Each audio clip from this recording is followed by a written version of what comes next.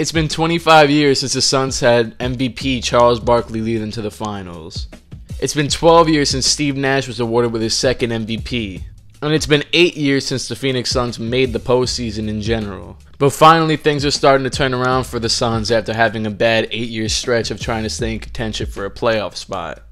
3 years ago in the 2015 NBA draft, they picked up Devin Booker with the 13th pick, and he's now one of the top 5 players from that class and the Phoenix Suns' franchise centerpiece.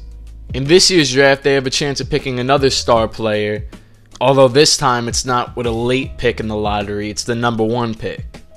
Before we get into that though, I just want to give a quick thanks for all the love that the last 2 of these videos got, the Bulls video and the Knicks video. The Knicks one's on 12,000 plus and the Bulls one just hit 7,000. I knew I had to come back for a third one.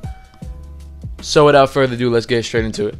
So this shouldn't be much of a surprise. With the first pick in the draft, I feel like the Suns should pick up center DeAndre Ayton from Arizona. It'd be stupid to say otherwise because it's kind of already set in stone. Ayton's not working out with any other team except for the Suns. Ayton looks like he'd be one of the best centers in the league very, very soon, and he has all the tools to do so. He reminds me a lot of Karl Anthony Towns with the way that he shoots the ball at a high clip. He's a versatile offensive player, he's fast, he's athletic. But that's not it for the Suns in the draft though. They still have the 16th pick that they got from Miami when they traded Goran Dragic a few years back, as well as the 31st pick, which is their own. Based off mock drafts recently posted by Bleacher Report, CBS Sports, SECCountry.com, and NBADraft.net, a guy who is projected to be available at 16, coincidentally placed right at Phoenix's pick by 3 of the 4 mock drafts, Zaire Smith. Smith's a 6'4" shooting guard who's a really raw offensive player with potential to put in a solid impact on that end in the future, but out the gates he already looks like he'd have a really big impact on the defensive end. Phoenix's backcourt doesn't have many defensive, athletic guys. 2 prime examples of that being Devin Booker and Tyler Ulis. They don't really have that hustle-based, defensive-minded, athletic player like Zaire Smith is. He gives Phoenix a lot of flexibility being 6'4", but also being able to play the small forward shooting guard.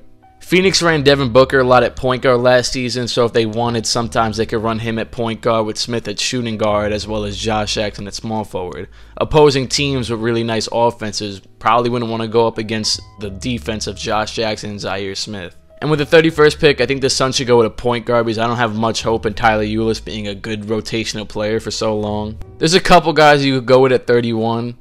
But I'd say that Jalen Brunson could possibly still be available at that pick, and I'd pick him for sure. If I was Phoenix, I'd give him a chance on the roster next year, let him get some minutes over Ulis, and see how he could do. Past the draft, though, I'd say that the Suns should re-sign their point guard Elfrid Payton to a contract worth about $31.5 million over 3 years.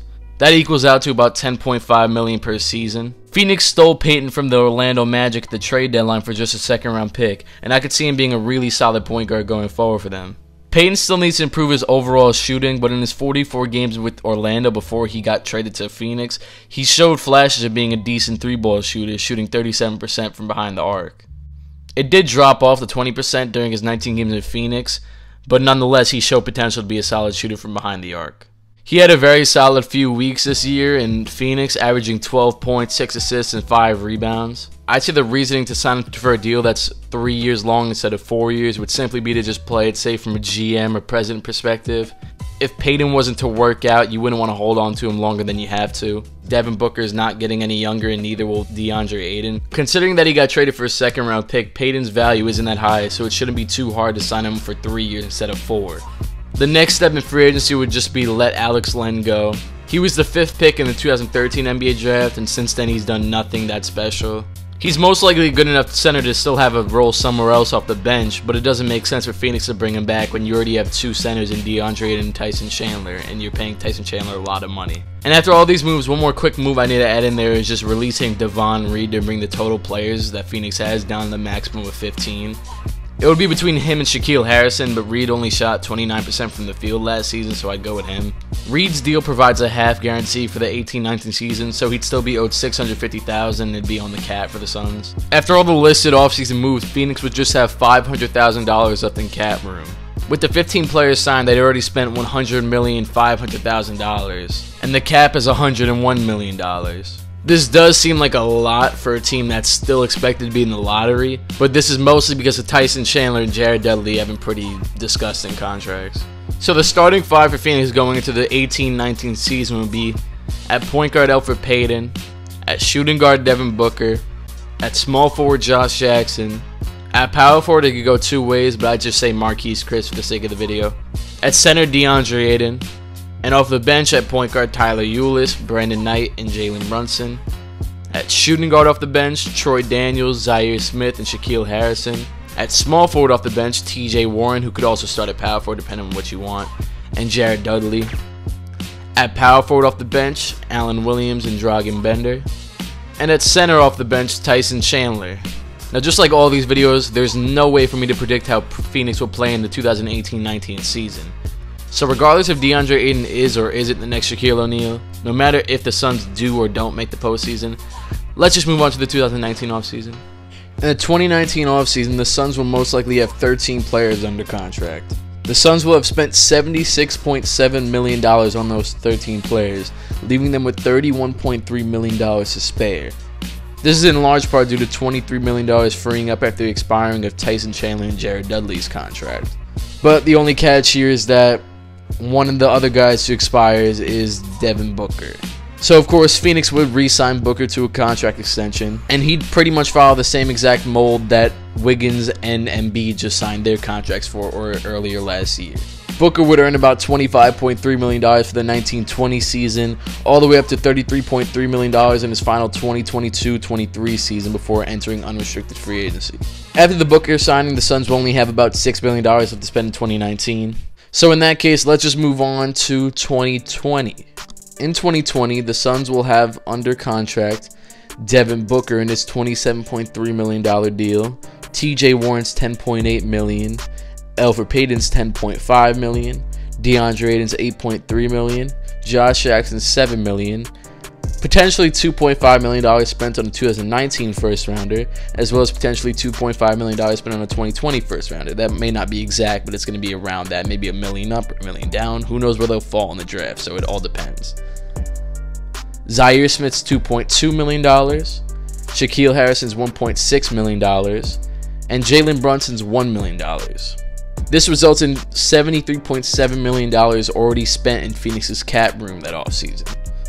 The difference with this offseason and the last offseason is that there's really no catch.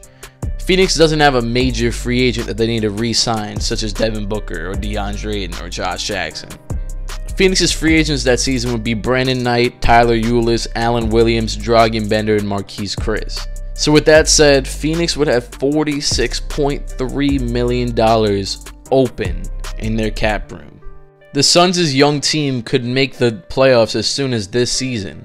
Considering that DeAndre Ayton's the first pick, there's a chance that he could break out in his first season and lead the Suns to the playoffs alongside Devin Booker.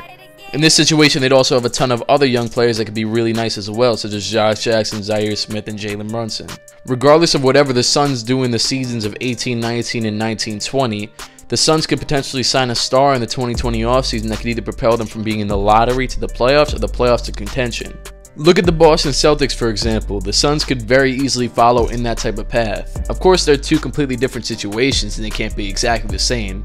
But look at how Boston has guys like Jaylen Brown, Jason Tatum, and Marcus Smart that they've picked up over the past few years, as well as Terry Rozier.